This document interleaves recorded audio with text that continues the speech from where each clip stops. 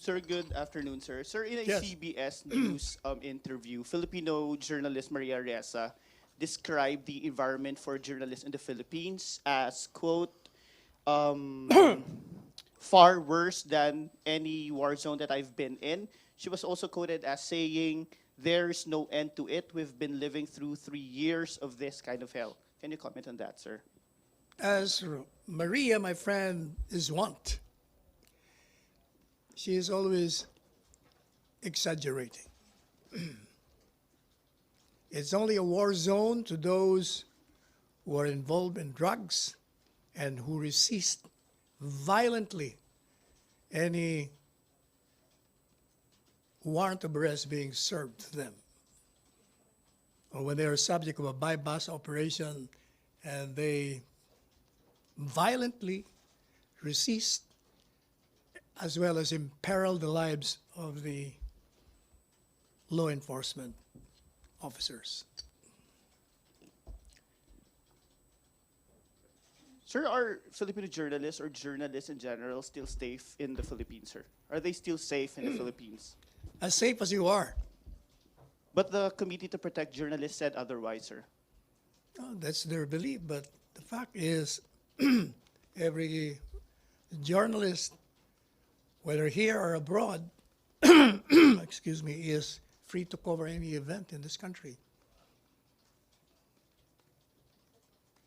And they come out alive and well and very good at reporting, even if it's sometimes exaggerating. Oh, natawa ka Chona na. Hindi naman Question? ikaw pinapatamaan ko.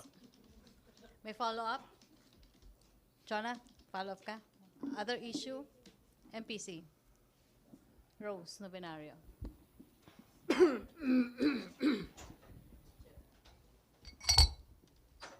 Hi sir, good afternoon.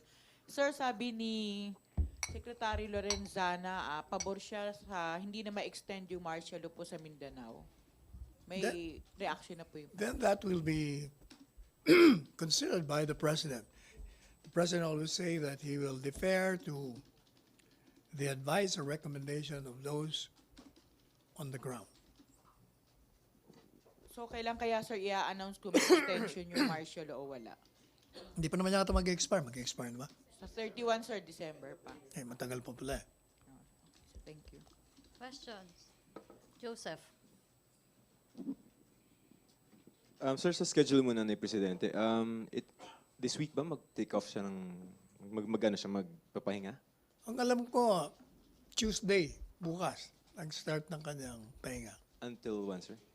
After yata, hindi, mga Sap. sabi ni Bong, and hindi naman siya nag-disagree dahil tatlo kami nag-uusap. Mga 3 days. 3 days off lang. Di naman kailangan, sir, yun ng parang official leave or anything?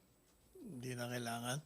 Alam mo, napapansin ko kay Presidente, as I told him, every time you have 8 hours sleep, ang ganda ng itsura mo eh. Palagay ko yun lang ang kulang niya. Palagi siyang kulang ng tulog. Yan din yata nangyari kay Bong. Kulang ng tulog, daming trabaho, overwork. Kahit puyat na puyat the night before, nag-basketball pa. Baka masyadong strenuous. So how is this, can you call this rest? I think so, yes. Or how this is going to look like, sir, in terms of governance? So, less Rest schedule? lang yun, parang pahinga lang sa kanyang maraming trabaho. So, mostly in Davao? Ah, yes, I think so, yes. Not related to any medical test that he has No. probably undergone? No. Okay. Yun, follow up, same topic though. May follow-up. Henry, Henry, sige. Sir, habang nagpapahinga ang presidente, sinong caretaker ng government? di si Executive Secretary Medialdea. Okay. Not the vice president. Ay busy-busy sa pagka-anti-drug czar. Okay. Related to that, sir, yung kampanya ba ng presidente, yung mahigpit na kampanya sa droga, binibitawan na ba ito ng Pangulo? Talagang wala na siyang pakialam. Binibigay niya na nga kay anti-drug crime czar. Meaning, wala na siyang pakialam. Bibigay niya lahat ng kailangan niya Sinabi niya, I'll give everything to her para So- we will help her. Hands off na ho ba ang presidente? Not Sa- hands off eh. Siya parang presidente eh. Kung baga, alter ego siya. Anong binibigay niya yung pamamahala lang? Pero naandun pa siya, on top of everything pa rin siya. Siyempre, siya ang presidente, hindi siya ang magiging accountable sa buong bansa pa rin. If she fails, the president also fails. Okay. In So that way. until now, hindi pa ho nagkakausap si Pangulo at si Vice President Hindi ba, pero Robredo. sabi ni presidente na magkausap kami, I'll be the one to invite her. Okay. Alright. Soon Kailan siguro. kayo huling nag-usap ng Pangulo, Secretary? If I may. The day before yesterday. During the, Sa Saturday. no, kailan ba yung birthday ni, Sunday. Aha. Sunday evening. Kagabi ba yun? Yeah, Sunday evening, last night.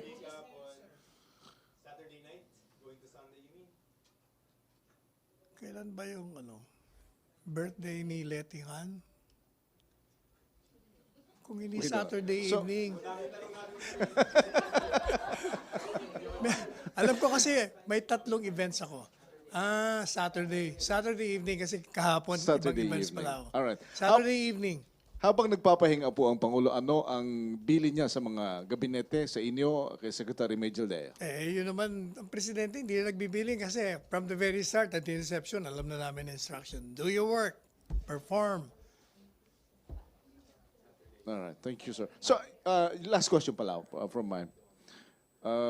Wala pa po bang napipisil talaga ang Pangulo na Chief PNP? Wala pa siyang binabanggit eh. Okay, Pia and then Chona. Hi, sir. Sir, Yep. I'm sure this is expected for the administration, but Vice President Leni Robredo is suggesting a revamp na anti-drug campaign, including yung pagtanggal nung, which will replace Oplan Tokhang. What is the reaction of Well, the as we have administration? said, we will give her all that she needs.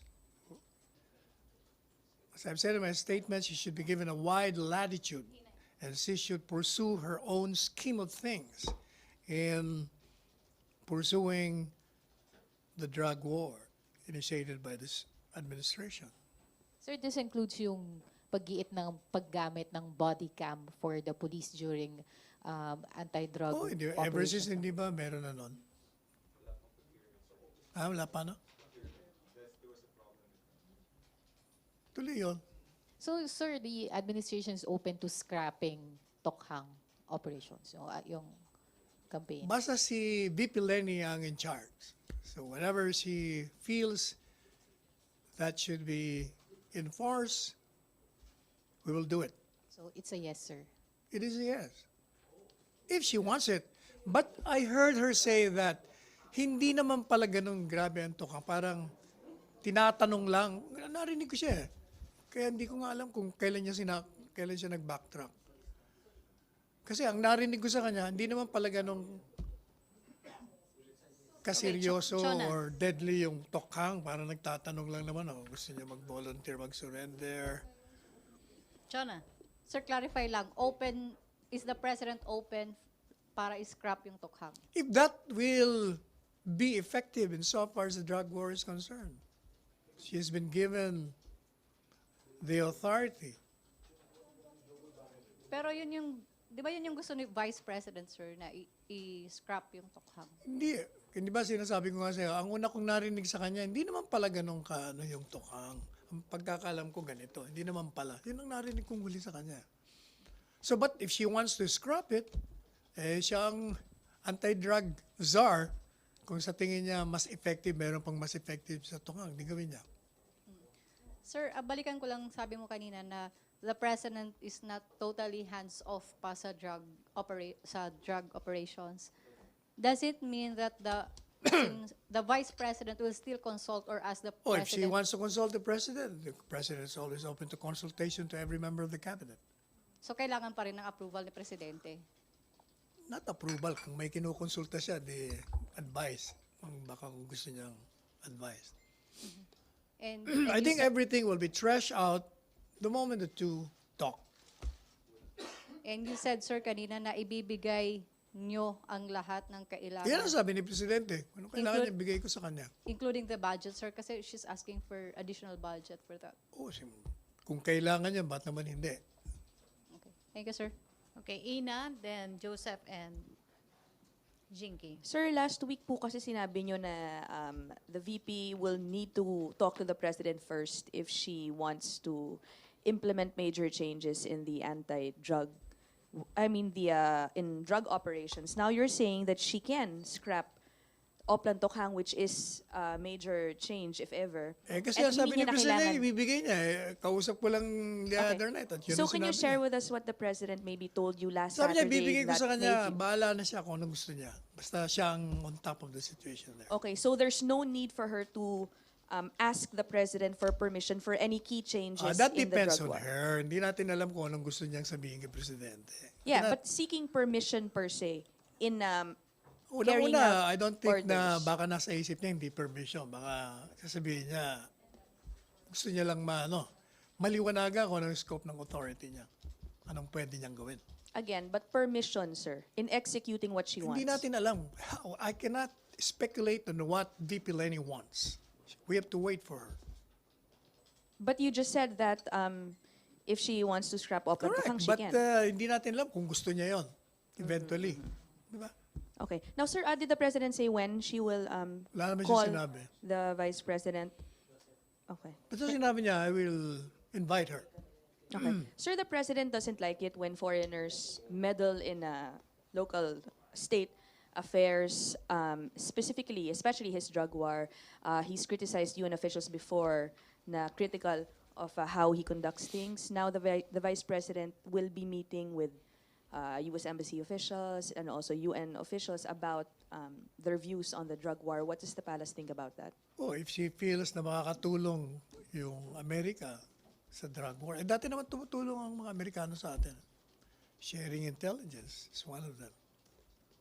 How about her plan to discuss with UN officials naman po, sir? Officials who? UN officials. Basta, siguro, pabayaan muna natin si VP Leni in her work.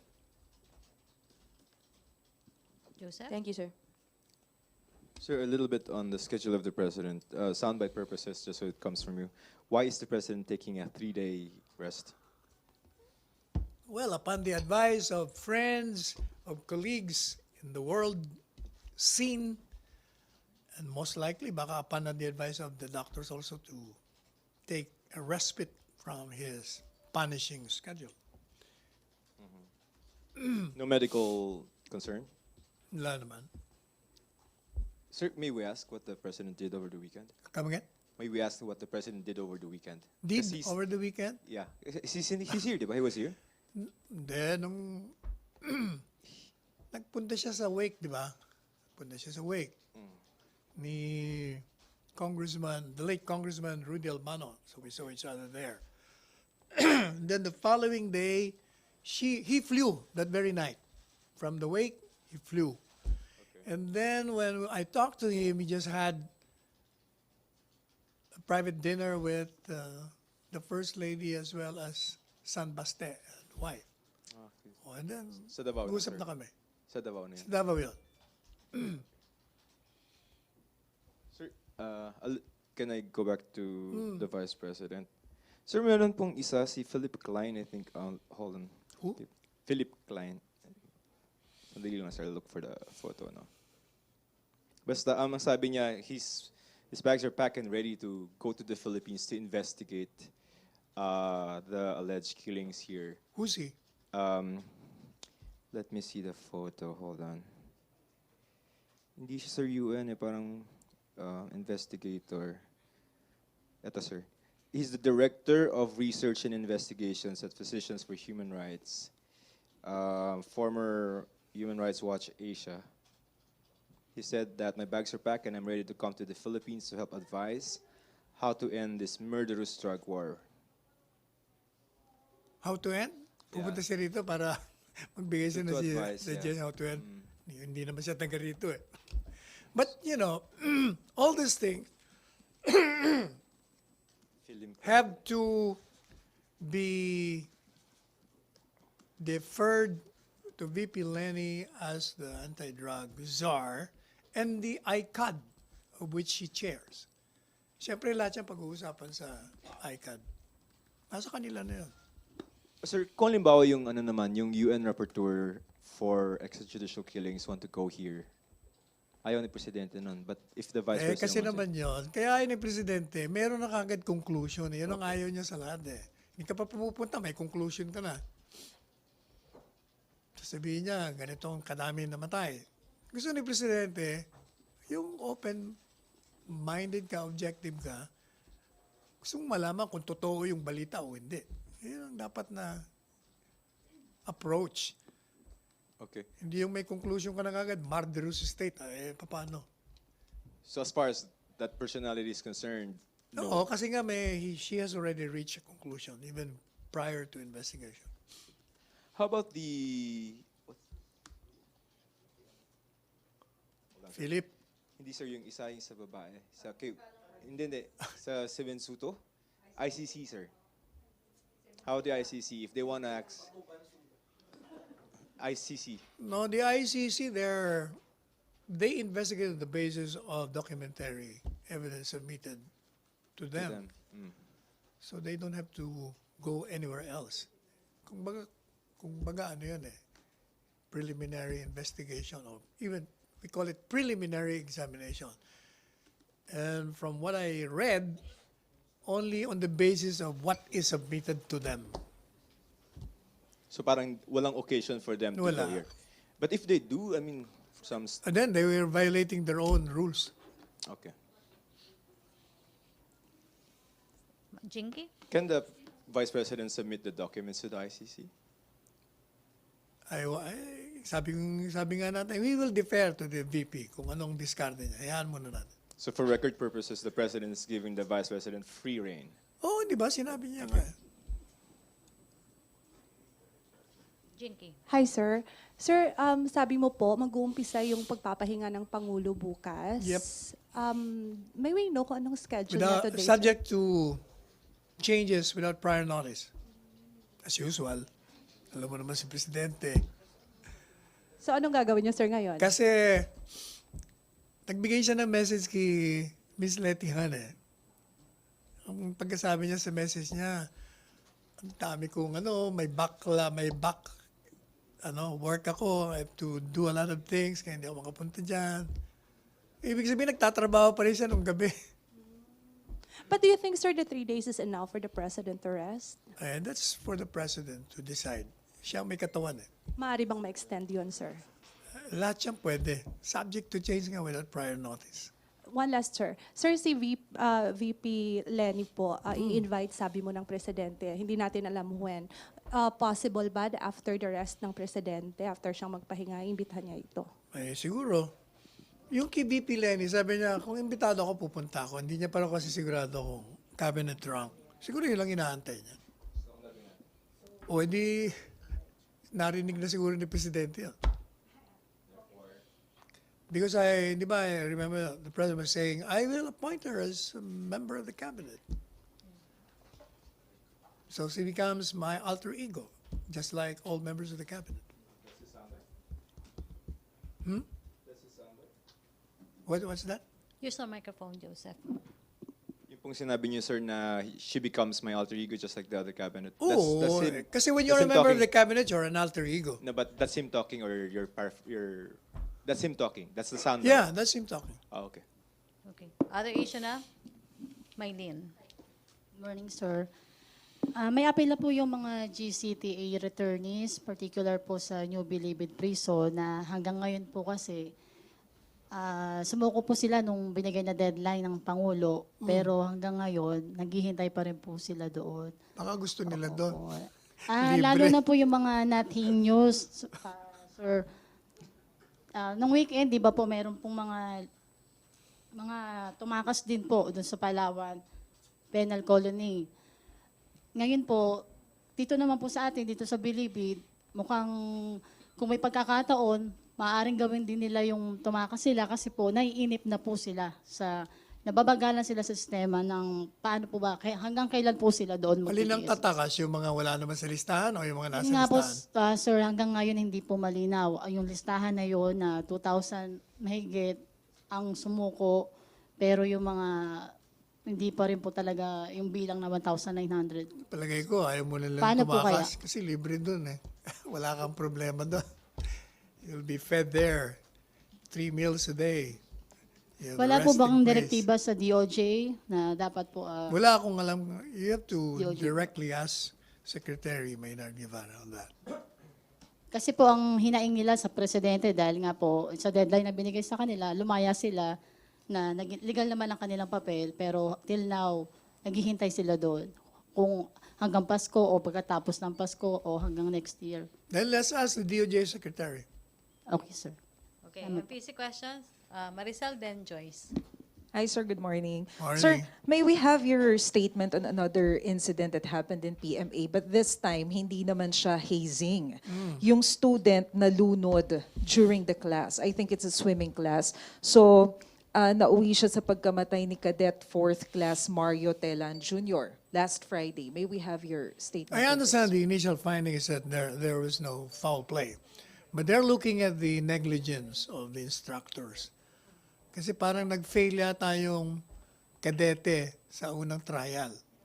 So kung nag-fail yun, kung instructor ka, dapat hindi mo muna pinatuloy yung kanyang training. So tinitingnan nila yung aspect na.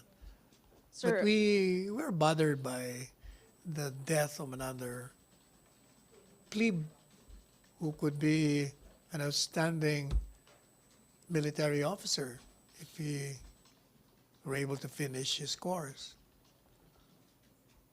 So the military instructors, especially on the swimming side, should reassess their protocols so that they can provide safety to their trainees.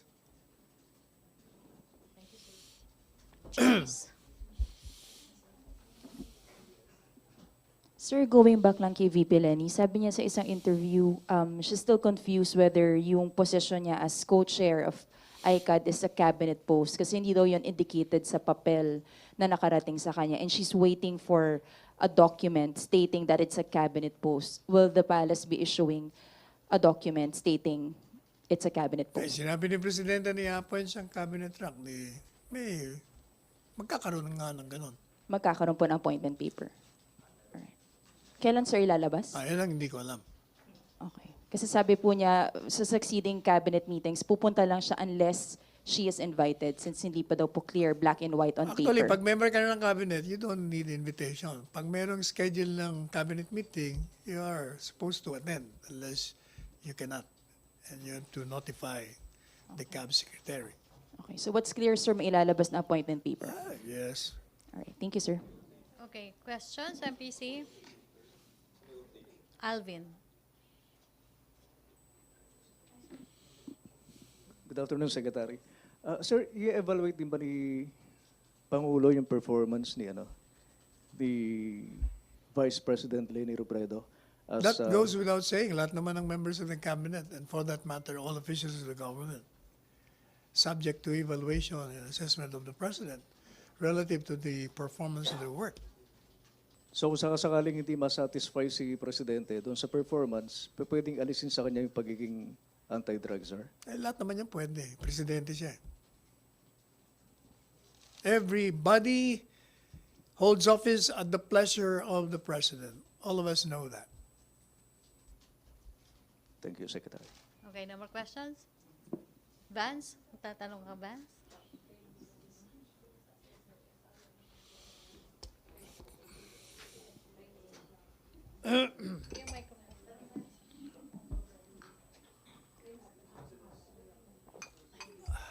Sir, good afternoon. Bago na upuan mo Oo nga, sir. Sir, positive po ba kayo na magiging zero talaga ang layunin ni BP Leno? What do you mean zero ang layunin?